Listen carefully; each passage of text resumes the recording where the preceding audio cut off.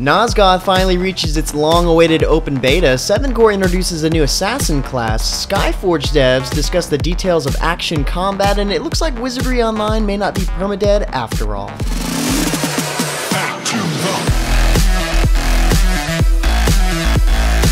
What's happening, guys? James Balur here with MMOHuts.com with a quick weekly recap for MMO news and announcements of the week ending January 19th, 2015. And starting off the news this week, we see yet another content update teaser trailer for Archlord II.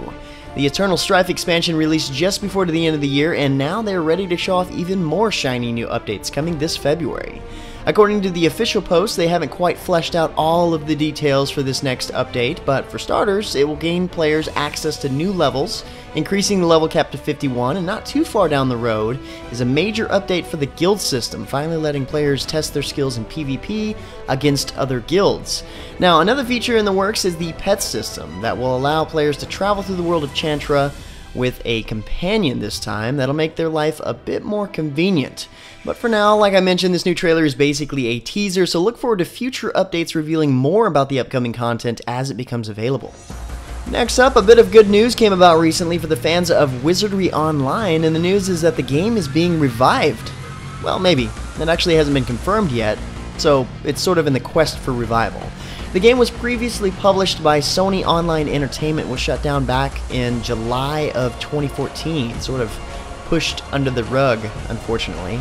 But now it's actually its fan base that's trying to build up its awareness and pressure potential publishers to not only bring the game back, but to try to give it what it needs to stick around this time.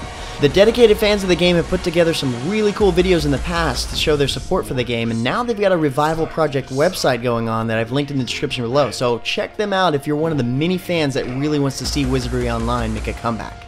This past week, Perfect World Entertainment and Cryptic Studios made a special announcement about Neverwinter going to closed beta once again, but this time for the Xbox One. We're starting to see several free-to-play games make that move to the console, honestly, and Neverwinter's combat style should fit in fairly nicely. Other than the announcement itself, they've also released an Xbox One gameplay teaser, which you see playing here. The closed beta is going to be available from February 5th to the 8th, and my guess is that it'll launch fairly shortly after.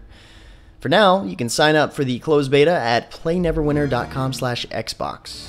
Also last week, Sevencore unleashed its latest content update with the brand new Assassin class. These assassins, just like most, are masters of agility and fight using daggers or claws in this case, bringing both high crit chance and high dodge rates to the table, allowing them to outmaneuver foes before landing the final blow. Now, the claw-based assassins are powerful melee fighters with access to several abilities to even further boost their already high crit chance, as well as attacks that help them deal with multiple enemies at once, whereas the dagger assassins rely more on the heavy single-target damage. They have the ability to cloak themselves in order to deal powerful attacks on unsuspecting enemies.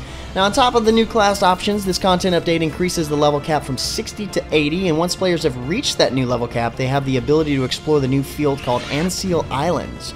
This new content update is already available free in-game. In other news, a new developer diary has been released for Area Games' upcoming fantasy MMO, Echo of Soul, which is set to launch this coming spring. This is the second video in the Dev Diary series, and it discusses the game's overall development, its expansive content, and highlights some of the impressive art from the game. Additionally, Area Games is launching the official full website for Echo of Soul this coming week, which will feature detailed background information about the game.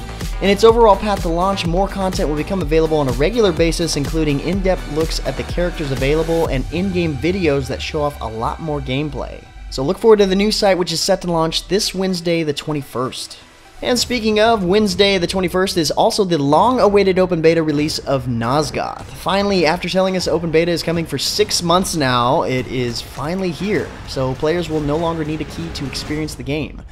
They've also added in a new game mode into beta called Flashpoint, which is an offshoot of the traditional domination mode that tasks humans with capturing a series of control points around the map. 2 points are initially available, chosen at random, and when 1 point is captured, another one appears. Each point captures adds time to the clock, extending the overall match, and vampires win if they can prevent captures long enough for the match timer to run out. Unlike the previous mode, which was called Siege, no points are awarded for killing enemies, so the sole focus of this one is contesting objectives. This new game mode is available now, but as of today the game is offline in preparations of the open beta transition, but will be back up and ready for the army of new players waiting to join the war on the 21st.